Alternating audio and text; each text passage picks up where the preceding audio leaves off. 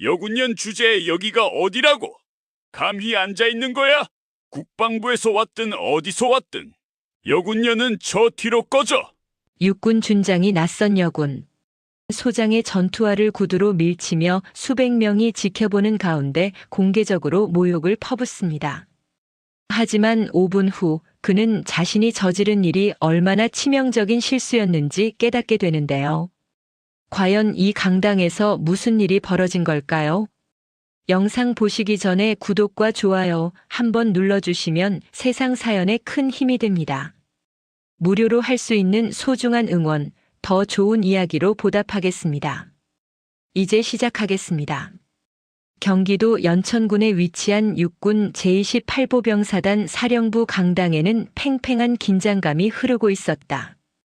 태풍부대 창설 기념식을 앞두고 수백 명의 장교들이 속속 모여들었다.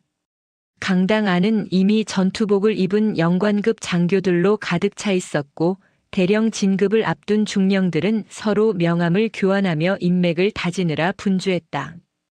계급장의 무궁화가 빛나는 대령들은 여유로운 표정으로 담소를 나누었다. 그들은 오늘 새로 부임하는 사단장이 누구인지 궁금해하며 각자의 추측을 늘어놓았다. 맨 앞줄 귀빈석 가장자리에 한 여성이 단정하게 정좌하고 있었다. 그녀는 갓 다림질한 전투복을 입고 있었고 어깨에는 별 2개가 선명하게 새겨진 금색 소장 계급장이 달려 있었다. 하지만 그녀의 외모는 너무나 젊어 보였다.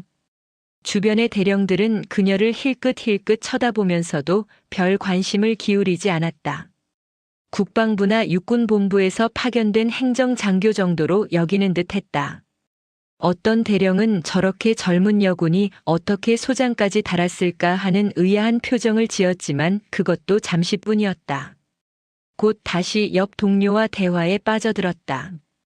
그녀의 이름은 서희강이었다. 그녀는 대한민국 육군 제707 특수임무단에서 전설적인 전공을 세운 인물이었다. 북한 핵시설 정찰 작전에서 홀로 적진을 돌파하여 핵심 정보를 빼낸 일화는 군 내부에서 전설처럼 회자되었다. 시리아 내전 지역에서 인질로 잡힌 한국인을 구출한 작전에서도 그녀는 선봉에 섰다. 그 공로로 화랑무 공훈장을 받았지만 특수부대의 특성상 그녀의 얼굴과 이름은 일반에게 알려지지 않았다. 대한민국 역대 최연소 소장으로 발탁되어 제28보병사단장으로 부임하게 된 그녀였지만 이 취임식 전까지 잠행 중이었기에 사단 내에서 그녀의 얼굴을 아는 사람은 극소수에 불과했다. 서희강은 강당을 둘러보았다. 장교들의 표정에서 긴장과 기대가 교차하는 것이 느껴졌다. 새로운 사단장이 어떤 사람일지 자신의 보직에 영향을 미치지는 않을지 걱정하는 이들도 있었다. 그녀는 조용히 앞을 응시하며 단정한 자세를 유지했다. 707 특임대에서 단련된 그녀에게 이런 대규모 행사장의 긴장감은 아무것도 아니었다. 생사가 오가는 작전 현장에 비하면 말이다. 강당 뒤쪽에서 웅성거리는 소리가 들렸다. 장교들이 일제히 뒤를 돌아보았다. 강당 문이 열리며 한 남성 장성이 당당한 걸음으로 들어섰다. 그는 제28보병사단 제82보병여단장 독고철 준장이었다. 어깨에 별 하나가 빛나는 준장 계급장을 단 그는 육군사관학교를 수석으로 졸업하고 전형적인 엘리트 코스를 밟아온 인물이었다. 보병학교 교관, 육군본부 작전참모, 연대장을 거쳐 45의 젊은 나이에 준장으로 진급했다. 그의 이력만 보면 차기 사단장 후보감이었다. 하지만 독고철의 실제 모습은 이력서와는 달랐다. 그는 오만함이 하늘을 찔렀고 부하들을 함부로 대하기로 유명했다. 여단 내에서는 그를 폭군이라고 불렀다. 부하 대대장들은 그의 눈밖에 나지 않으려고 전전긍긍했고 중대장급 장교들은 그와 마주치는 것조차 두려워했다. 독고철은 자신의 명령이 곧 법이라고 생각했고 조금이라도 마음에 들지 않으면 가차없이 질책을 퍼부었다. 그의 모욕적인 언사는 이미 사단 내에서 문제가 되어 몇 차례 익명 제보가 들어왔지만 그때마다 그의 빽빽한 인맥이 그를 보호했다. 독고철은 강당 안을 둘러보며 자신이 평소 앉던 상석을 향해 걸어갔다. 그런데 이상했다. 자신이 늘 앉던 그 자리, 귀빈석 맨 앞줄 가장자리에 낯선 여군 장성이 앉아 있었다. 독고철의 미간이 찌푸려졌다. 소장 계급장을 달고 있는 저 여자는 누구인가? 국방부에서 온 감찰관인가? 아니면 육군본부 인사참모부의 누군가인가?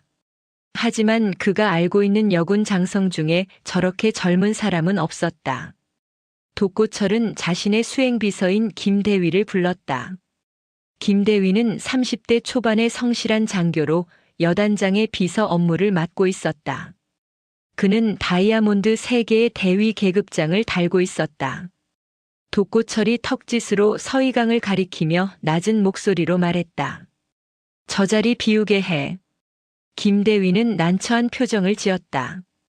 저 자리는 귀빈석이었고 소장 계급장을 단 분에게 자리를 비우라고 말하는 것은 예의가 아니었다. 하지만 독고철 준장의 명령을 거역할 수도 없었다. 김대위는 조심스럽게 서희강에게 다가갔다. 그는 최대한 공손한 태도로 말했다. 소장님 죄송하지만 이 자리는 여단장님께서 평소 사용하시던 자리입니다. 양해해 주시면 감사하겠습니다. 서희강은 눈도 깜빡하지 않고 정면만을 응시했다. 그녀는 마치 김대위의 말을 듣지 못한 것처럼 아무런 반응도 보이지 않았다. 김대위는 다시 한번 조심스럽게 말을 건넸다. 소장님, 저쪽 자리도 괜찮습니다. 이동해 주시면. 서희강은 여전히 침묵을 유지했다. 그녀의 표정은 평온했지만 그 눈빛에는 어떤 날카로움이 서려 있었다. 김대위는 땀이 등줄기를 타고 흘렀다. 어떻게 해야 할지 몰라 뒤를 돌아보니 독고철 준장이 화난 표정으로 자신을 노려보고 있었다. 독고철은 참을성이 바닥났다. 그는 직접 서희강에게 다가갔다. 주변의 대령들이 긴장한 표정으로 두 사람을 바라보았다. 독고철은 서희강 바로 앞에 섰다. 그는 자신의 구두 끝으로 서희강의 전투화를 밀듯이 건드렸다. 한 번, 두 번. 그의 목소리는 낮았지만 위협적이었다. 어이 소장. 여기가 어디라고 감히 앉아 있는 거야. 좋은 말로 할 때 저 뒤로 가. 강당의 모든 시선이 두 사람에게 집중되었다. 수백 명의 장교들이 숨을 죽이고 지켜보았다. 독고철은 서희강이 여전히 반응이 없자 더욱 기세등등해졌다. 그는 욕설을 섞어가며 그녀를 모욕하기 시작했다. 여기가 내 놀이터냐? 아, 국방부에서 왔어? 그래서 뭐? 여기는 야전이야, 야전. 책상머리에서 서류나 보던 것들이 여기 와서 설치면 안 돼. 주변의 참모 대령들은 독고철의 기세에 눌려 어색하게 웃으며 방관했다. 누구도 나서서 말리지 않았다. 독고철 준장의 비위를 거스르면 자신의 보직에 영향이 있을까 두려웠기 때문이다. 서희강은 여전히 움직이지 않았다. 그녀의 눈은 정면을 응시하고 있었고 표정은 미동도 하지 않았다. 독고철은 한술 더 떴다. 그는 더욱 낮은 목소리로 차마 입에 담기 힘든 모욕적인 말을 쏟아냈다. 강당 안은 정적으로 가득 찼다. 누구도 감히 입을 열지 못했다. 바로 그때였다. 강당 뒤쪽에서 군악대의 연주가 울려 퍼졌다. 애국가 전주가 장엄하게 흐르기 시작했다. 행사가 시작되는 신호였다. 사회를 맡은 사단 인사참모 대령이 단상으로 올라가 마이크를 잡았다. 그의 목소리가 강당 전체에 울려 퍼졌다. 지금부터 제28보병사단 신임 사단장 서희강 소장님의 취임식을 시작하겠습니다. 국민의례에 앞서 신임 사단장님께서 입장하시겠습니다. 순간 강당 안의 공기가 얼어붙었다. 독고철의 얼굴이 흑빛으로 변했다. 그의 눈이 커졌고 입이 벌어졌다. 주변의 대령들도 놀란 표정으로 서로를 쳐다보았다. 저 젊은 여군 소장이 바로 새로 부임하는 사단장이라는 말인가. 서희강은 천천히 자리에서 일어났다. 그녀는 독고철을 똑바로 쳐다보았다. 그 눈빛은 707 특수임무단 시절 수많은 사선을 넘나들며 다져진 서늘한 날카로움이 서려 있었다. 생과 사의 경계에서 임무를 수행하며 단련된 그 눈빛 앞에서 독고철은 얼어붙었다. 그는 입술을 달싹였지만 아무 말도 나오지 않았다. 서희강은 굳어버린 독고철을 지나쳐 걸었다. 그녀의 걸음은 당당했다. 전투화가 강당 바닥을 밟을 때마다 묵직한 소리가 울렸다. 수백 명의 장교들이 일제히 차렷 자세를 취했다. 서희강은 단상 위로 올라갔다. 그녀는 단상에서 강당을 내려다보았다. 그녀의 시선이 독고철에게 잠시 머물렀다가 다시 앞으로 향했다. 독고철은 그 자리에 굳어서 서 있었다. 그의 머릿속은 하얗게 비어버렸다. 방금 전 자신이 한 말들이 주마등처럼 스쳐 지나갔다. 새로 부임하는 사단장에게, 그것도 자신의 상관에게 그런 모욕을 가했다는 사실이 믿기지 않았다. 그의 등에서 식은 땀이 흘러내렸다. 주변 대령들의 시선이 따가웠다. 독고철은 자신의 군 생활이 이 순간 끝났다는 것을 직감했다. 독고철 준장이 제82보병 여단장으로 부임한 지 이제 1년 6개월이 되었다. 그 짧은 기간 동안 여단은 공포 정치의 현장으로 변했다. 독고철은 육군사관학교 39기를 수석으로 졸업했다. 그의 졸업 당시 성적은 전 과목 평균 95점 이상이었고 체력 검정에서도 만점을 받았다. 소위로 임관한 후 그는 GOP 소대장, 사단 작전과 육군본부 작전 참모를 거치며 탄탄한 이력을 쌓았다. 중령 시절에는 최전방 연대장으로 복무하며 사단 최우수 연대로 선정되는 성과를 냈다. 그의 승진 속도는 동기들 중에서도 가장 빨랐다. 하지만 독고철에게는 치명적인 결함이 있었다. 그는 자신의 능력을 과신했고 타인을 무시하는 경향이 있었다. 그에게 부하는 자신의 실적을 쌓기 위한 도구에 불과했다. 연대장 시절 그는 혹독한 훈련으로 부대원들을 몰아붙였다. 한겨울에도 새벽 체력 단련을 강행했고 조금이라도 기준에 미달하면 가차없이 질책을 퍼부었다. 연대 내에서 자살 시도가 2건 발생했고 정신과 치료를 받는 병사가 급증했다. 하지만 부대 평가 점수만은 높았다. 그리고 그것이 독고철에게는 전부였다. 준장으로 진급한 후 독고철의 오만함은 더욱 심해졌다. 그는 어깨에 별 하나를 달자마자 자신이 특별한 존재가 되었다고 믿었다. 여단장실에는 그의 화려한 경력이 액자로 걸려 있었다. 육사 수석 졸업 증서, 우수 연대장 표창, 각종 훈장과 포상. 그는 그것들을 볼 때마다 자신이 선택받은 엘리트라는 확신에 차올랐다. 여단 참모들은 독고철과의 회의 시간을 두려워했다. 그는 보고서에서 사소한 오타라도 발견하면 참모를 호되게 꾸짖었다. 한 번은 작전 참모 중령이 지도상에 좌표를 하나 잘못 표시했다가 전 참모진이 보는 앞에서 30분간 질책을 들어야 했다. 독고철은 그때 이렇게 말했다. 이런 식으로 일하면 전쟁 나면 우리 여단 전체가 죽는다는 거 모르나? 중령 달고도 이 모양이야? 그 중령은 다음 날 사표를 냈다. 20년 군 생활의 끝이었다. 독고철은 그 소식을 듣고도 전혀 개의치 않았다. 오히려 실력 없는 자가 스스로 물러난 것이라며 만족해했다. 여단 예하 대대장들의 처지는 더욱 비참했다. 독고철은 매주 월요일 아침 대대장 회의를 열었다. 그 회의는 보통 3시간 이상 진행되었다. 독고철은 각 대대의 훈련 결과, 장비 가동률, 심지어 병사 식당의 잔반량까지 일일이 따졌다. 기준에 미달하는 대대장은 가차없이 질책당했다. 회의실을 나서는 대대장들의 얼굴은 늘 창백했다. 그 중에서도 특히 독고철의 분노를 자주 샀던 사람은 제3대 대장 박중령이었다. 박중령은 학군 출신으로 현장에서 뼈가 굵은 군인이었다. 그는 병사들을 아끼고 현실적인 훈련을 중시했다. 하지만 그것이 독고철의 눈에는 나약함으로 비쳤다. 독고철은 박중령을 회의 때마다 표적으로 삼았다. 박중령, 당신 대대 사격 평균 점수가 여단 최하위네. 이게 대대장이 할 짓인가? 여단장님, 탄약 배당량이 부족해서 충분한 사전 훈련이. 변명하지 마. 탄약이 부족하면 자세 훈련이라도 철저히 시키면 되잖아. 결국 당신이 무능한 거야. 박중령은 그 자리에서 모욕을 참아야 했다. 무궁화 2개를 단 중령이 별 하나 앞에서는 아무 말도 할 수 없었다.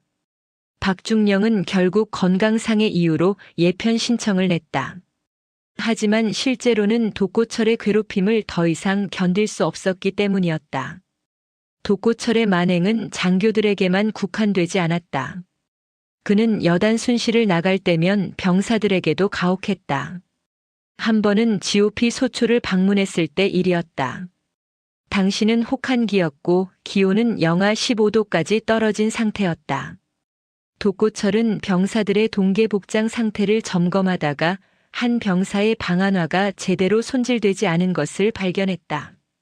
그는 그 자리에서 소초장인 하사를 호되게 질책했다. 이게 뭐야? 전방 경계 근무 서는 병사가 이런 식이면 되겠어? 죄송합니다. 바로 시정하겠습니다. 죄송하다고 되는 줄 아나? 당장 전 소초원 집합시켜. 지금부터 1시간 동안 장비 점검 재실시해. 영하의 날씨에 병사들은 야외에서 1시간 동안 서서 장비를 재점검해야 했다. 그날 밤 2명의 병사가 동상으로 의무대에 실려갔다. 독고철은 그 보고를 받고도 아무런 죄책감을 느끼지 않았다. 오히려 군기가 바로 잡혔다며 만족스러워했다.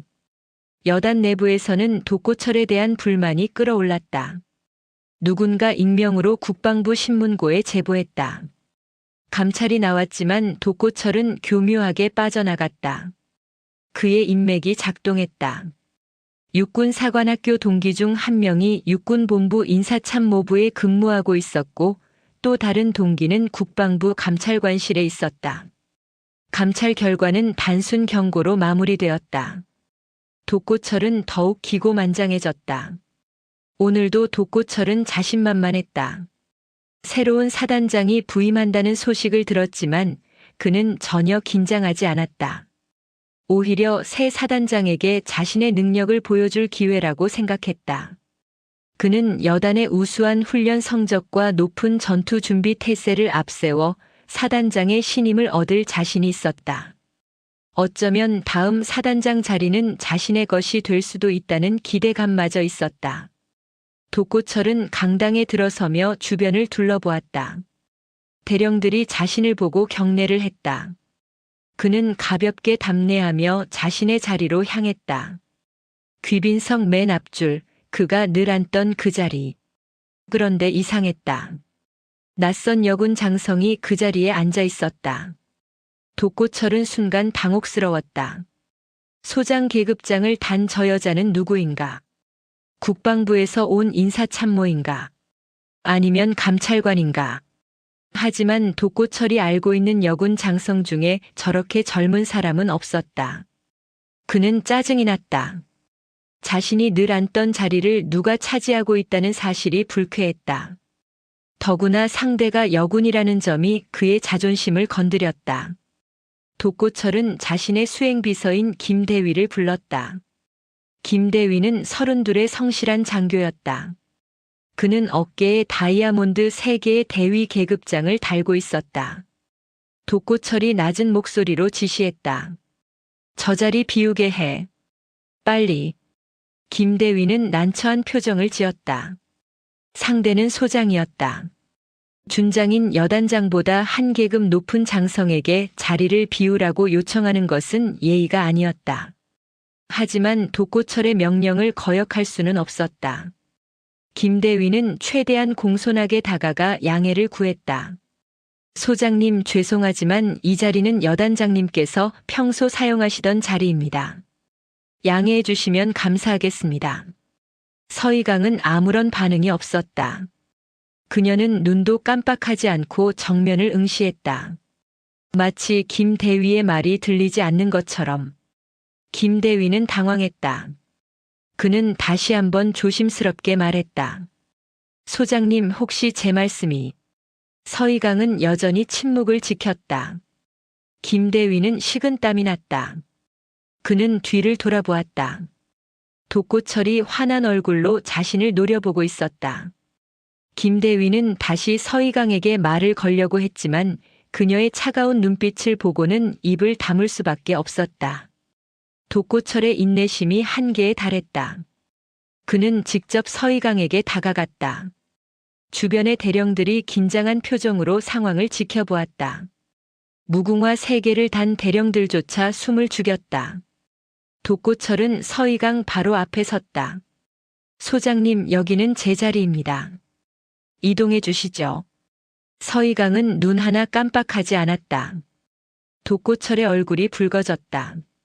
그는 자신의 요구가 무시당했다는 사실에 분노가 치밀어 올랐다. 그는 한 발 더 다가섰다. 그리고 자신의 구두 끝으로 서희강의 전투화를 건드렸다. 1번, 2번. 어이, 듣고 있어? 여기가 어디라고 버티고 앉아 있는 거야? 주변 대령들이 웅성거리기 시작했다. 이건 명백한 월권이었다. 아무리 자리 문제라지만 준장이 소장에게 저런 식으로 행동하는 것은 군 예절에 어긋났다. 하지만 아무도 나서지 않았다. 독고철 준장의 성과를 아는 이들은 괜히 나섰다가 화를 당할까 두려워했다. 독고철은 서희강의 침묵을 자신의 승리로 받아들였다. 그는 더욱 거만한 태도로 말을 이었다. 좋은 말로 할 때 저 뒤로 가. 국방부에서 왔든 어디서 왔든 여기는 야전이야. 책상머리에서 서류나 보던 사람들이 여기 와서 설치면 안 돼. 그는 욕설을 섞어가며 서희강을 모욕하기 시작했다. 차마 입에 담기 어려운 말들이 쏟아져 나왔다. 강당 안의 분위기가 얼어붙었다. 수백 명의 장교들이 이 장면을 목격하고 있었다. 독고철의 목소리는 점점 커졌다. 뭐야, 벙어리야? 대답은 해야지. 아, 국방부 고위층 줄이라도 있어? 그래서 이렇게 버티는 거야? 주변의 일부 대령들이 어색하게 웃었다. 독고철의 비위를 맞추려는 아부였다. 김대위는 고개를 숙인 채 차마 볼 수 없다는 듯 눈을 감았다. 이건 명백히 잘못된 상황이었다. 하지만 그 역시 아무것도 할 수 없었다. 서희강은 여전히 움직이지 않았다. 그녀의 얼굴은 평온했다. 하지만 그 눈빛에는 무언가 다른 것이 담겨 있었다. 707 특수임무단에서 수많은 작전을 수행하며 단련된 그 눈빛. 생사의 기로에서 적과 마주했을 때의 그 침착함. 독고철은 그것을 알아차리지 못했다. 그때 강당 뒤쪽에서 군악대의 연주가 시작되었다. 애국가 전주였다. 행사가 시작되는 신호였다. 사단 인사참모 대령이 단상으로 올라가 마이크를 잡았다. 지금부터 제28보병사단 신임 사단장 서희강 소장님의 취임식을 시작하겠습니다. 순간 독고철의 온몸이 굳어버렸다. 그의 얼굴에서 혈기가 빠져나갔다. 입술이 바르르 떨렸다. 눈동자가 흔들렸다. 그의 머릿속이 하얗게 변했다. 지금 자신이 모욕한 그 여군 소장이 새로 부임하는 사단장이라는 말인가? 자신의 직속 상관이라는 말인가? 독고철은 뒤로 한 걸음 물러섰다. 그의 다리가 후들거렸다. 주변 대령들의 시선이 그에게 쏠렸다. 그들의 눈빛에는 놀라움과 동시에 어떤 만족감 같은 것이 섞여 있었다. 평소 독고철에게 시달렸던 이들은 이 상황을 지켜보며 복잡한 감정을 느꼈다. 김대위는 창백한 얼굴로 독고철을 바라보았다. 그는 여단장의 군 생활이 이 순간 끝났다는 것을 직감했다. 독고철 본인도 그것을 알고 있었다. 그는 입술을 깨물었다. 하지만 이미 때는 늦었다. 강당의 모든 시선이 앞쪽에 집중되었다. 수백 명의 장교들이 숨을 죽이고 지켜보았다. 독고철 준장과 낯선 여군 소장 사이에 벌어지는 이 기묘한 대치 상황을 강당 뒷좌석에 앉은 소령급 장교들은 고개를 쭉 빼고 상황을 살폈다. 무궁화 한 개를 단 소령들은 이런 고위급 장성들 사이의 갈등을 직접 목격하는 것이 처음이었다. 긴장감과 동시에 묘한 흥분이 교차했다. 중간 줄에 앉은 대령들의 반응은 달랐다. 그들은 무궁화 3개의 계급장을 달고 있었고 독고철 준장과 같은 육사 출신들도 꽤 있었다. 평소 독고철의 횡포를 잘 알고 있던 그들이었지만 지금 이 순간만큼은 방관할 수밖에 없었다. 여단장의 편을 들자니 상황이 이상했고 그렇다고 낯선 여군 소장의 편을 들기도 애매했다. 그저 입을 다물고 지켜볼 뿐이었다. 맨 앞줄 귀빈석의 대령들은 더욱 난처했다. 그들은 독고철과 불과 2~3m 거리에 앉아 있었다. 독고철의 목소리가 또렷하게 들렸고 그가 내뱉는 모욕적인 말들을 한마디도 놓치지 않고 들을 수 있었다. 사단 작전 참모 대령은 눈살을 찌푸렸다. 이건 명백히 잘못된 상황이었다. 준장이 소장에게 저런 식으로 행동하는 것은 군 기강에 어긋났다. 하지만 그 역시 나서지 못했다. 자칫 독고철의 미움을 사면 자신의 보직에도 영향이 있을 터였다. 사단 정보참모 대령은 조용히 휴대전화를 꺼내 메모를 남겼다. 지금 벌어지는 상황을 기록해두는 것이 나중에 필요할 것 같았다. 그는 독고철이라는 인물의 오만함을 이미 여러 차례 목격했다. 작전 회의 때마다 다른 참모들의 의견을 무시하고 자신의 생각만이 옳다고 우기는 그였다. 언젠가는 이런 식으로 문제를 일으킬 줄 알았다. 독고철은 서희강이 여전히 반응이 없자 더욱 기고만장해졌다. 그는 자신의 승리를 확신했다. 저 여군 소장이 국방부에서 왔든 육군본부에서 왔든 결국 자신의 기세에 눌려 자리를 비킬 것이라고 믿었다. 그는 한 걸음 더 다가섰다. 서희강의 얼굴이 불과 30cm 앞에 있었다. 당신 같은 사람이 별을 달고 있으니 군대가 이 모양이야. 실전 경험도 없으면서 책상에서 서류나 검토하던 사람이 별을 달았다고 여기서 설치면 안 되지. 독고철의 목소리에는 경멸이 가득했다. 그는 여군 장성을 근본적으로 무시하는 편견을 가지고 있었다. 전투부대를 지휘해 본 적 없는 이들이 무슨 별이냐는 생각이었다. 그의 육사 동기 중에도 여군이 몇 명 있었지만 그는 그들을 동등한 군인으로 대우한 적이 없었다.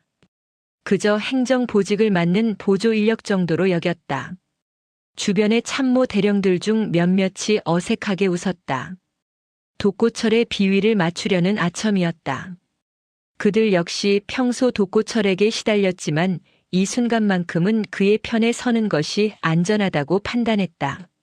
사단 군수참모 대령이 옆 동료에게 속삭였다. 저 여자 소장이 누군지 아나? 글쎄 국방부 쪽 인사 아닐까? 얼굴이 낯선데. 독고 여단장도 참 대담하긴 해. 저렇게까지 밀어붙이다니. 그들의 대화는 낮은 목소리로 이어졌다. 독고철의 행동이 문제가 있다는 것을 알면서도 그들은 방관을 선택했다. 이것이 바로 28사단의 현실이었다. 계급이 인격을 지배하고 힘있는 자의 횡포가 용인되는 곳. 김대위는 뒤에 서서 상황을 지켜보며 식은땀을 흘렸다. 그는 다이아몬드 3개의 대위 계급장을 단지 5년이 된 젊은 장교였다. 그의 군 생활 동안 이런 장면을 본 적이 없었다. 준장이 소장에게 저렇게 무례하게 구는 것은 상상도 할 수 없는 일이었다. 그는 여단장실에서 독고철의 비서로 일하며 그의 성격을 누구보다 잘 알았다. 오만하고 자기중심적이며 타인의 감정을 전혀 고려하지 않는 사람. 하지만 오늘 독고철은 선을 넘었다. 김대위는 조용히 뒤로 물러섰다. 자신이 이 상황에 연루되지 않기를 바랐다. 나중에 문제가 되면 자신은 단지 명령을 따랐을 뿐이라고 말할 생각이었다. 그는 이미 독고철 밑에서 일하는 것이 지겨웠다. 매일 아침 출근하면 긴장해야 했고 사소한 실수라도 하면 호되게 질책당했다. 다른 부대로 전복하고 싶었지만 독고철이 허락하지 않았다. 쓸만한 비서를 놓치고 싶지 않다는 이유였다. 강당 뒤편에서는 또 다른 소란이 일고 있었다. 대위급 장교들이 웅성거리며 상황을 논평했다. 다이아몬드 3개를 단 대위들은 고위급 장성들의 세계를 잘 몰랐다. 그들에게는 준장도 소장도 모두 아득히 먼 존재였다. 한 대위가 옆 동료에게 물었다. 저 여군 소장 누구야? 국방부 사람인가? 모르겠어. 처음 보는데. 근데 독고 여단장 왜 저래? 저 자리가 원래 여단장 자리였나 봐. 근데 좀 심한 거 아냐? 그들의 목소리는 점점 커졌다. 강당 전체가 술렁였다. 이 이상한 대치 상황을 어떻게 받아들여야 할지 모두가 혼란스러워했다. 독고철은 차마 입에 담기 어려운 욕설을 섞어가며 서희강을 모욕했다. 그의 말은 점점 더 저속해졌다. 여군이라는 이유로, 절다는 이유로, 자신이 모르는 사람이라는 이유로 그는 서희강을 깎아내렸다. 그의 목소리는 강당 곳곳에 울려 퍼졌다. 이제 뒷좌석의 장교들도 또렷하게 들을 수 있었다. 서희강은 여전히 움직이지 않았다. 그녀는 눈도 깜빡하지 않고 정면을 응시했다. 그녀의 얼굴은 고요했다. 마치 호수의 수면처럼 평온했다. 하지만 그 눈빛 깊은 곳에는 무언가가 끓어오르고 있었다. 707 특수임무단에서 적진을 홀로 침투할 때의 그 집중력. 인질 구출 작전에서 테러리스트와 대치할 때의 그 냉철함. 생사의 갈림길에서 단련된 정신력. 서희강은 독고철의 말을 한마디 한마디 기억했다. 그의 표정, 어조, 몸짓 하나하나를 머릿속에 저장했다. 이것은 단순한 개인적 모욕이 아니었다. 이것은 28사단 전체의 문화를 보여주는 상징이었다. 계급이 인격을 짓밟고 권력이 정의를 무시하는 현장. 그녀는 이것을 바꾸기 위해 이곳에 왔다. 시간이 느리게 흘렀다. 독고철의 모욕은 계속되었고 주변 장교들의 방관도 이어졌다. 강당은 기묘한 긴장감으로 가득 찼다. 누군가는 이 상황이 빨리 끝나기를 바랐고 누군가는 더 큰 사건이 터지기를 기대했다. 바로 그때였다. 강당 뒤쪽에서 군악대의 연주가 울려 퍼지기 시작했다. 애국가 전주였다. 웅장하고 장엄한 선율이 강당을 가득 채웠다. 행사 시작을 알리는 신호였다. 독고철은 그제야 시간이 얼마나 지났는지 깨달았다. 그는 서희강과의 대치에 너무 몰입한 나머지 시간 감각을 잃었던 것이다. 사단 인사참모 최 대령이 단상으로 올라갔다. 그는 무궁화 3개의 대령 계급장을 달고 있었고 오늘 행사의 사회를 맡았다. 최 대령은 마이크를 잡으며 강당을 둘러보았다. 앞쪽의 이상한 분위기를 감지했지만 그는 예정된 멘트를 시작할 수밖에 없었다. 그의 목소리가 스피커를 통해 강당 전체에 울려 퍼졌다. 지금부터 제28보병사단 신임 사단장 서희강 소장님의 취임식을 시작하겠습니다. 그 순간 강당의 공기가 얼어붙었다. 모든 소리가 멈춘 것 같았다. 군악대의 연주조차 희미하게 들렸다. 독고철의 얼굴에서 모든 색이 빠져나갔다. 그의 안색이 흑빛으로, 아니 재빛으로 변했다. 입이 벌어졌고 눈동자가 흔들렸다. 그의 온몸이 굳어버렸다. 서희강 소장, 신임 사단장. 그 두 단어가 독고철의 머릿속에서 폭탄처럼 터졌다. 방금 전까지 자신이 모욕했던 그 여군 소장이 바로 새로 부임하는 사단장이라는 말인가? 자신의 직속 상관이라는 말인가? 사단의 모든 병력을 지휘하는 사단장이라는 말인가? 독고철의 다리가 휘청거렸다. 그는 뒤로 한 걸음 물러섰다. 그의 손이 떨렸다. 입술이 바르르 떨렸다. 방금 전까지의 그 오만함과 자신감은 온데간데 없이 사라졌다. 그의 머릿속이 새하얗게 변했다. 아무 생각도 나지 않았다. 단지 한 가지 사실만이 명확했다. 자신의 군 생활이 끝났다는 것. 주변 대령들의 반응도 극적이었다. 그들은 일제히 고개를 돌려 서희강을 바라보았다. 방금 전까지 그저 낯선 여군 소장이라고 생각했던 그 사람이 사단장이었다. 그들의 최고 지휘관이었다. 사단 작전 참모 대령은 자신도 모르게 자세를 바로 했다. 군수 참모 대령은 헛기침을 했다. 정보 참모 대령은 계속 휴대전화에 메모를 입력했다.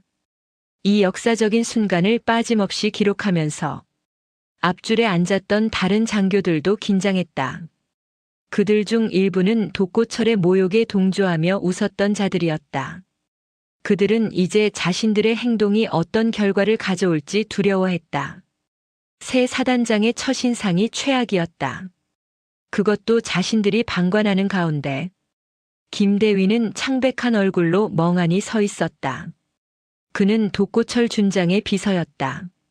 여단장이 파멸하면 자신도 영향을 받을 것이었다.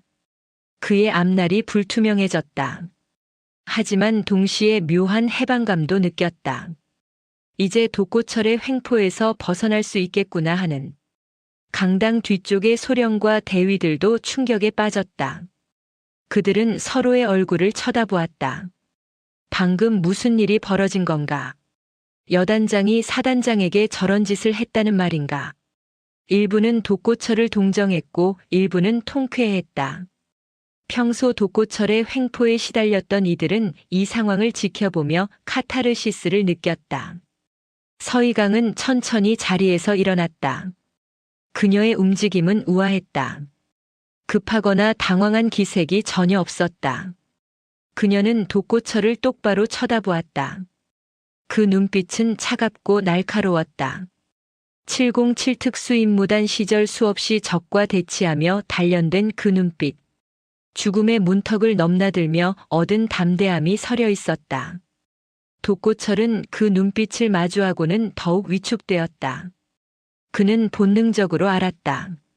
저 사람은 자신과 다른 차원의 군인이라는 것을, 저 눈빛은 생사의 현장에서 단련된 것이라는 것을, 자신이 아무리 육사 출신이고 엘리트 코스를 밟았어도 실전 경험에서는 비교가 되지 않는다는 것을. 서희강은 독고철을 지나쳐 걸었다. 그녀의 걸음은 당당했다. 전투화가 강당 바닥을 밟을 때마다 묵직한 소리가 울렸다. 수백 명의 장교들이 일제히 차렷 자세를 취했다. 그들의 시선이 모두 서희강을 따라갔다. 서희강은 단상으로 향했다. 계단을 하나씩 올랐다. 그리고 단상 중앙에 섰다. 그녀는 강당을 내려다보았다. 수백 명의 장교들, 28사단의 핵심 인력들. 그들의 눈에는 놀라움, 호기심, 두려움, 기대가 뒤섞여 있었다. 서희강의 시선이 독고철에게 잠시 머물렀다. 독고철은 그 자리에 굳어서 서 있었다. 그의 얼굴은 여전히 잿빛이었고 눈동자는 초점을 잃은 듯 했다. 서희강은 다시 전체를 바라보았다. 그녀의 입가에 희미한 미소가 떠올랐다. 하지만 그것은 따뜻한 미소가 아니었다. 차갑고 단호한 어떤 결의가 담긴 미소였다. 28사단의 새로운 역사가 지금 시작되고 있었다. 단상에 선 서희강은 마이크 앞에 섰다. 그녀는 원고를 꺼내지 않았다. 준비된 취임사 따위는 필요 없었다. 지금 이 순간 그녀가 목격한 것, 그것이 바로 28사단의 현주소였기 때문이다. 강당은 숨소리조차 들리지 않을 만큼 조용해졌다. 수백 명의 장교들이 숨을 죽이고 새 사단장을 바라보았다. 서희강은 천천히 입을 열었다. 그녀의 목소리는 낮았지만 강당 전체에 울려 퍼졌다. 마이크가 필요 없을 정도로 명확하고 또렷한 발성이었다. 707 특수임무단에서 야간 침투 작전 시 무전으로 단련된 목소리였다. 나는 오늘 이 사단에서 계급이 인격을 지배하는 추악한 현장을 목격했습니다. 첫 문장부터 강당이 술렁였다. 장교들은 서로의 얼굴을 쳐다보았다. 새 사단장의 취임사치고는 너무나 이례적인 시작이었다. 보통은 부대의 영광스러운 역사를 칭송하고 앞으로의 포부를 밝히는 것이 관례였다. 하지만 서이강은 그런 관례를 무시했다. 제28보병사단 태풍부대는 6.25 전쟁 당시 춘천 전투에서 북한군 제2군단을 저지하며 혁혁한 전공을 세운 부대입니다. 수많은 장병들이 목숨을 바쳐 이 나라를 지켰습니다. 그 영광스러운 역사 위에 지금 우리가 서 있습니다. 서이강은 잠시 말을 멈추었다. 그녀의 시선이 독고철에게 향했다. 독고철은 여전히 앞줄에 굳어선 채 서 있었다. 그의 얼굴은 창백했고 이마에는 식은땀이 맺혀 있었다. 하지만 오늘 내가 본 것은 무엇입니까? 부하를 소모품으로 여기고 동료를 멸시하며 계급장을 무기로 타인의 인격을 짓밟는 자가 별을 달고 있었습니다. 강당이 다시 술렁였다. 이번에는 더 크게. 서이강이 독고철을 직접 거론하지는 않았지만 모든 장교들이 누구를 말하는지 알고 있었다. 방금 전 그 장면을 목격했기 때문이다. 나는 육군사관학교를 나오지 않았습니다. 학사장교 출신입니다. 하지만 707 특수임무단에서 15년간 복무하며 이 나라를 지키기 위해 목숨을 걸었습니다. 북한 핵시설 정찰 작전, 해외 인질 구출 작전, 대테러 작전. 나는 사선을 넘나들며 대한민국 국민의 안전을 지켰습니다. 서이강의 목소리에 힘이 실렸다. 그녀는 자신의 경력을 자랑하는 것이 아니었다. 진정한 군인의 가치가 무엇인지 말하고 있었다. 군인의 가치는 출신이나 인맥이 아니라 국가와 국민을 위해 무엇을 했느냐로 판단되어야 합니다. 별을 다는 것은 영광이 아니라 책임입니다. 더 무거운 짐을 짊어지겠다는 각오입니다. 부하의 목숨을 책임지고 국가의 안보를 지키겠다는 맹세입니다. 앞줄의 대령들이 자세를 바로 했다. 무궁화 3개를 단 그들도 서이강의 말에 숙연해졌다. 사단 작전 참모 대령은 자신도 모르게 고개를 끄덕였다. 저것이 진짜 군인의 모습이구나 하고. 하지만 어떤 이는 별을 권력으로 착각합니다. 부하를 함부로 대하고 자신보다 계급이 낮다는 이유만으로 타인을 모욕합니다. 그런 자에게 별을 달아준 국가의 기대가 아깝습니다. 서이강의 시선이 다시 한번 독고철을 향했다. 이번에는 더 오래, 더 날카롭게. 독고철은 고개를 숙였다. 더 이상 그녀의 눈을 마주할 수 없었다. 그의 어깨가 축 처졌다. 별 하나를 단 준장의 어깨가. 나는 오늘부터 이 사단의 문화를 바꾸겠습니다. 계급이 아니라 실력으로, 인맥이 아니라 능력으로 평가받는 부대를 만들겠습니다. 부하를 존중하고 동료를 신뢰하며 국가와 국민을 위해 헌신하는 군인들이 인정받는 곳으로 만들겠습니다. 박수가 터져 나왔다. 뒷좌석의 소령들이 먼저 손뼉을 쳤다. 무궁화 1개를 단 그들은 평소 독고철의 횡포에 시달렸던 이들이었다. 이어서 중간 좌석의 중령들도 박수를 쳤다. 무궁화 2개를 단 중령들도 변화를 갈망하고 있었다. 마지막으로 앞줄의 대령들도 박수에 동참했다. 강당 전체가 박수 소리로 가득 찼다. 독고철만 박수를 치지 못했다. 그는 그저 고개를 숙인 채 서 있을 뿐이었다. 그의 옆에 선 김대위도 박수를 치지 못했다.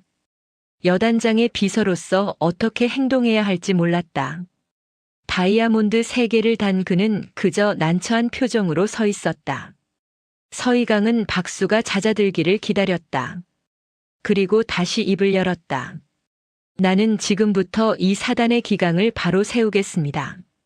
첫 번째 조치로 방금 전 내가 목격한 사건에 대해 철저히 조사하고 책임을 묻겠습니다. 계급장을 이용해 타인을 모욕한 자는 그 계급장을 달 자격이 없습니다. 강당이 다시 조용해졌다.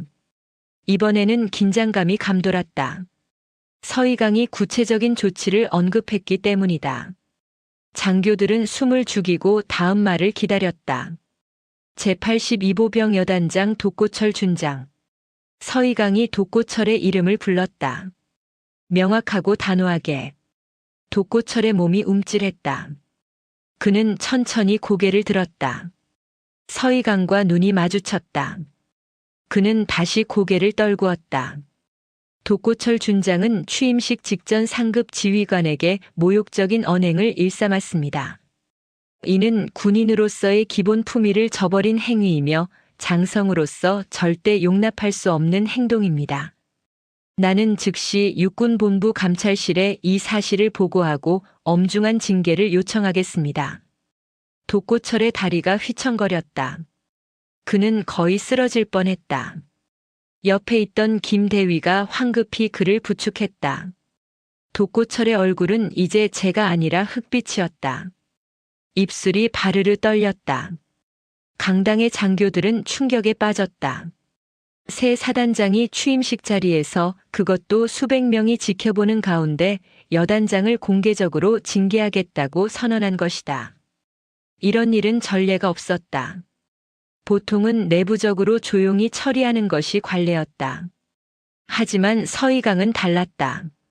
여러분, 서희강이 다시 전체를 향해 말했다. 나는 투명하고 공정한 지위를 약속합니다. 잘못이 있으면 즉시 바로잡고 공이 있으면 제대로 인정하겠습니다. 계급이나 출신과 관계없이 모든 장병을 동등하게 대하겠습니다. 이것이 내가 707 특수임무단에서 배운 것이고 앞으로 이 사단에서 실천할 것입니다. 다시 박수가 터져 나왔다. 이번에는 더 크고 열렬했다. 장교들은 진심으로 박수를 쳤다. 변화에 대한 기대, 새로운 시작에 대한 희망이 담긴 박수였다. 취임식이 끝난 후 서희강은 즉시 사단 장실로 향했다. 그녀를 따라온 것은 사단 참모들이었다. 작전참모, 인사참모, 정보참모, 군수참모. 무궁화 3개를 단 대령들이 긴장한 표정으로 뒤따랐다. 사단장실에 도착한 서희강은 곧바로 인사참모에게 지시했다. 최 대령, 육군본부 감찰실에 연락하십시오. 독고철 준장의 행위에 대한 정식 감찰을 요청합니다. 오늘 목격한 장교들의 증언을 확보하고 과거 유사 사례가 있는지도 조사하게 하십시오. 알겠습니다, 사단장님. 인사참모 최 대령이 경례를 하고 물러났다. 그의 표정에는 결연함이 서려 있었다.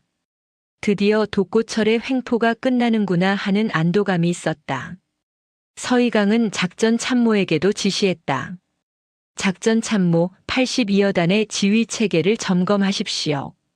여단장 부재 시 업무 공백이 생기지 않도록 준비하십시오. 여단 부여단장이 임시로 지휘를 맡게 될 것입니다. 명심하겠습니다. 작전참모도 경례를 하고 나갔다. 사단장실에는 서희강과 정보참모, 군수참모만 남았다. 1시간 후 사단장실 문을 두드리는 소리가 들렸다. 인사참모 최 대령이 들어왔다. 사단장님, 육군본부 감찰실에서 내일 오전 감찰관을 파견하겠다고 합니다. 동시에 독고철 준장에게 대기 명령이 하달되었습니다. 좋습니다. 수고하셨습니다. 서희강은 고개를 끄덕였다.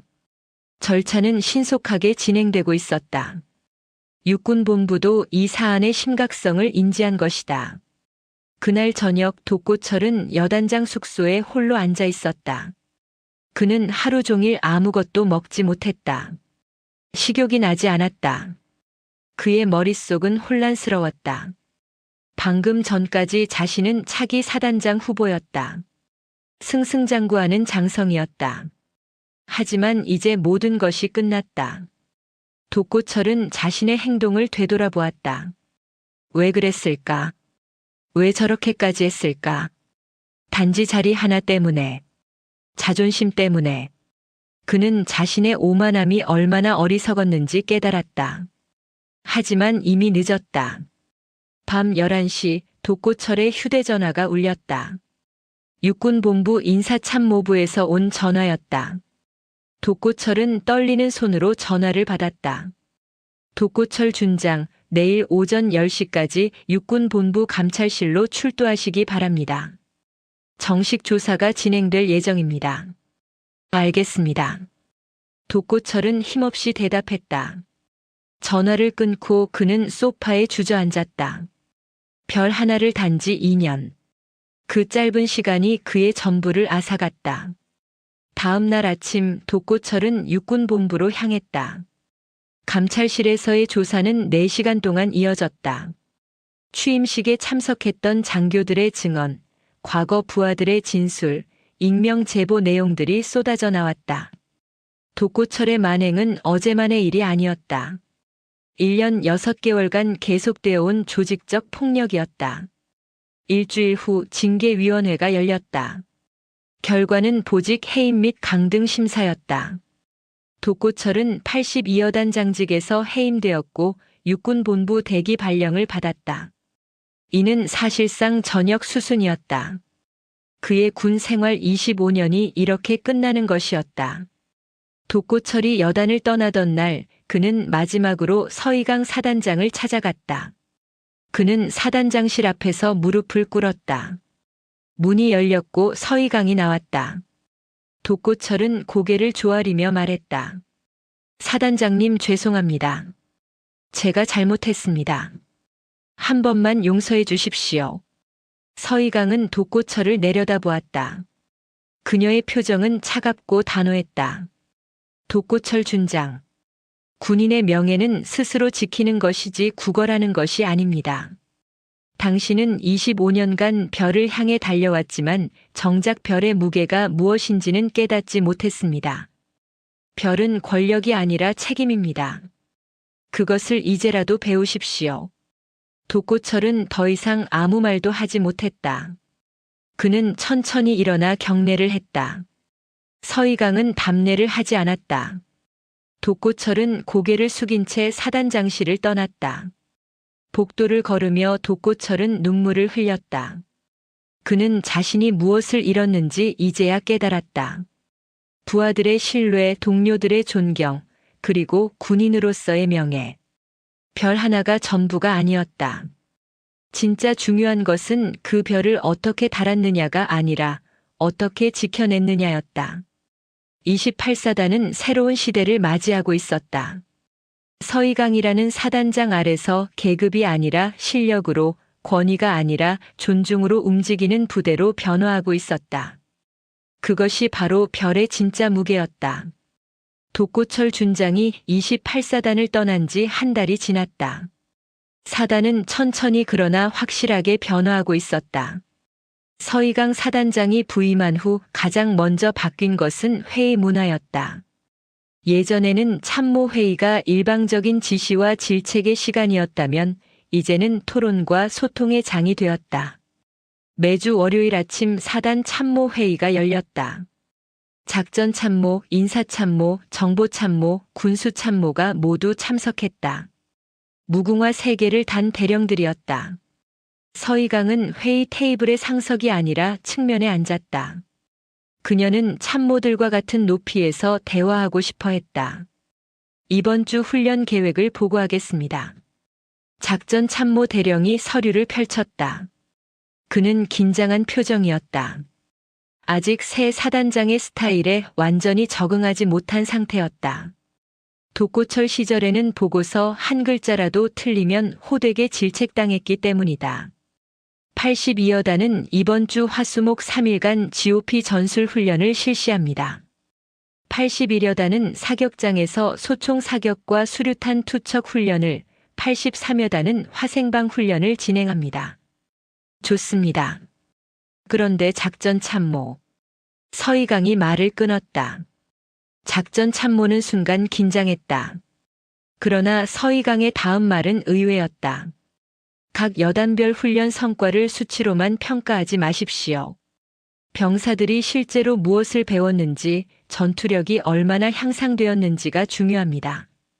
형식적인 점수보다 실질적인 능력 향상에 초점을 맞추십시오. 명심하겠습니다, 사단장님. 작전 참모는 안도의 한숨을 내쉬었다. 질책이 아니라 조언이었다. 서희강의 지휘 방식은 독고철과 완전히 달랐다. 회의가 끝난 후 서희강은 전투복으로 갈아입었다. 그녀는 별 2개를 단 소장이었지만 사단장실에만 앉아있을 생각이 없었다. 그녀는 완전 군장을 했다. 전투모, 방탄복, 수통, 탄입대. 총 25kg의 장비를 착용했다. 707 특수임무단 시절 그녀가 늘 메고 다니던 무게였다. 사단장님 어디 가십니까? 인사참모 최 대령이 놀라며 물었다. 사단장이 완전 군장을 하는 것은 이례적이었다. 82여단 GOP 훈련 현장에 가봐야죠. 직접 보지 않으면 모릅니다. 제가 수행하겠습니다. 아니요, 최 대령은 사단에 남아서 업무를 보십시오. 나는 작전 참모와 함께 다녀오겠습니다. 서희강은 작전 참모와 함께 지프차에 올랐다. 그들은 연천의 험준한 산악 지형을 달렸다. 82여단의 훈련장은 사단 사령부에서 차로 40분 거리였다. 훈련장에 도착하자 병사들이 전술 훈련 중이었다. 중대장인 한 대위가 병사들에게 지시를 내리고 있었다. 다이아몬드 3개를 단 그는 이제 막 대위로 진급한 젊은 장교였다. 그는 서희강 사단장이 도착한 것을 보고 황급히 경례를 했다. 82여단 2대대 3중대장 한민수 대위 사단장님께 경례. 편하게 하십시오. 훈련 계속하세요. 서희강은 가볍게 답례하고 훈련장 가장자리에 섰다. 그녀는 병사들의 움직임을 유심히 관찰했다. 병사들은 GOP 철책선 돌파 훈련을 하고 있었다. 적의 침투로를 차단하고 역습하는 시나리오였다. 훈련을 지켜보던 서희강이 입을 열었다. 한 대위, 잠깐 훈련을 멈추십시오. 훈련 중지. 한 대위가 호각을 불었다. 병사들이 일제히 동작을 멈추었다. 그들은 긴장한 표정으로 서희강을 바라보았다. 별 2개를 단 사단장이 직접 훈련장에 나온 것은 처음이었다. 서희강은 병사들 앞으로 걸어갔다. 그녀는 한 병사의 전투복을 살폈다. 단추가 하나 풀어져 있었다. 이름이? 이등병 김철수입니다, 사단장님. 김이병 전투복 단추가 풀어져 있습니다. 실전에서는 이런 사소한 것이 생명을 좌우합니다. 단추 하나 때문에 장비가 걸릴 수 있고 그것이 1초의 지체를 만들고 그 1초가 생과 사를 가릅니다. 죄송합니다. 김이병이 황급히 단추를 채웠다. 그러나 서희강의 말투에는 질책이 아니라 당부가 담겨 있었다. 질책하는 것이 아닙니다. 당신의 생명을 지키기 위해 말하는 것입니다. 전투복 하나하나가 당신을 보호하는 장비입니다. 소중히 다루십시오.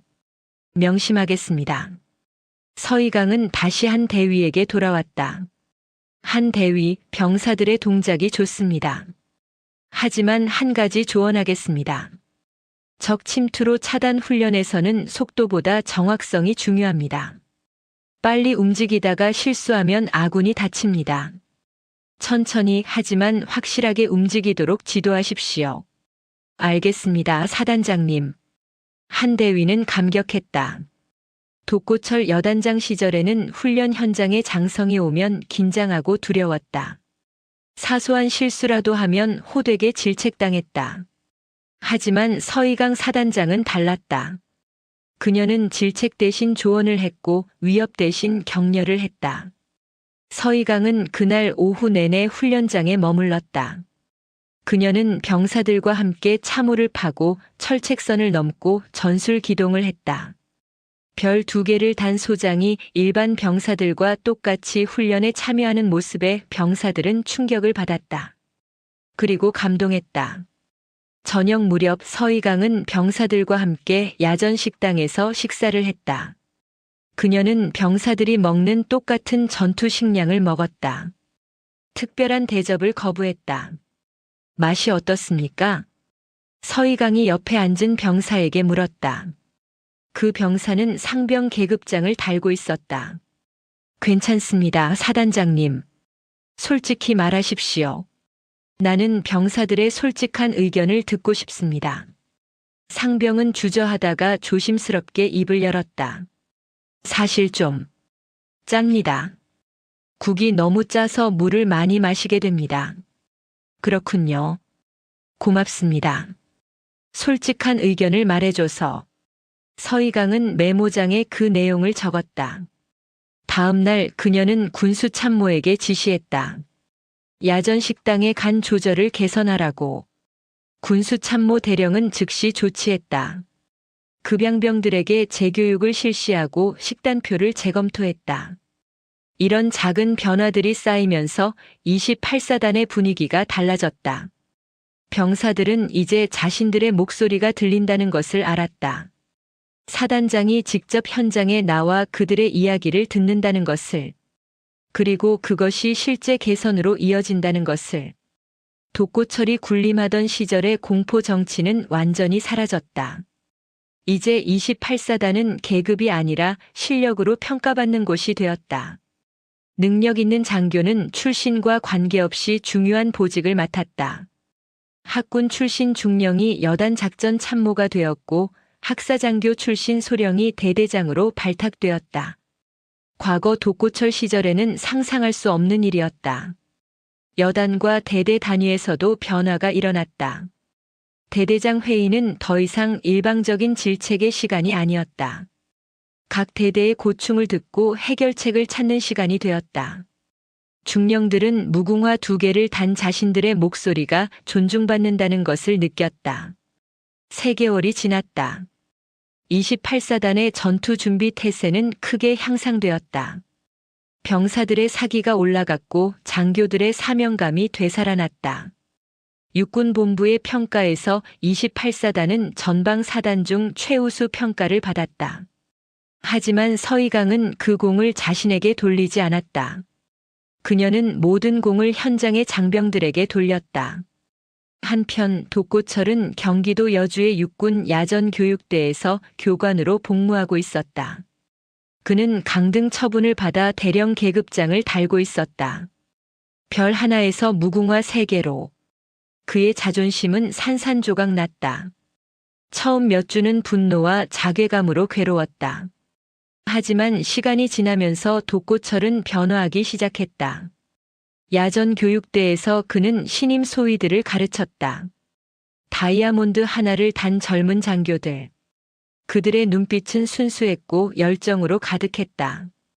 독고철은 그들을 보며 자신의 소위 시절을 떠올렸다. 자신도 한때는 저렇게 순수했었다는 것을. 어느 날 저녁 독고철은 교육생 소위 한 명과 대화를 나누었다. 교관님, 좋은 지휘관이 되려면 어떻게 해야 합니까? 젊은 소위가 진지하게 물었다. 독고철은 잠시 생각했다. 예전에 그였다면 권위와 엄격함을 강조했을 것이다. 하지만 이제 그는 달랐다. 부하를 존중하십시오. 계급장은 권력이 아니라 책임입니다. 당신이 다이아몬드 하나를 달았다는 것은 그만큼 무거운 짐을 짊어진다는 의미입니다. 독고철의 목소리에는 진심이 담겨 있었다.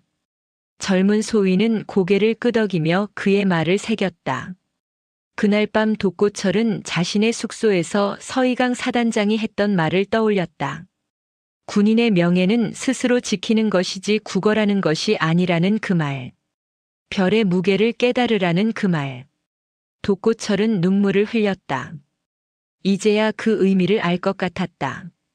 독고철은 창밖을 바라보았다. 저 멀리 북쪽 하늘이 보였다. 그곳 어딘가에 28사단이 있었다. 서희강 사단장과 그녀의 지휘를 받는 장병들이. 독고철은 그들을 위해 기도했다. 자신이 망쳤던 그 부대가 이제는 진정한 전우회로 뭉쳐진 부대가 되기를.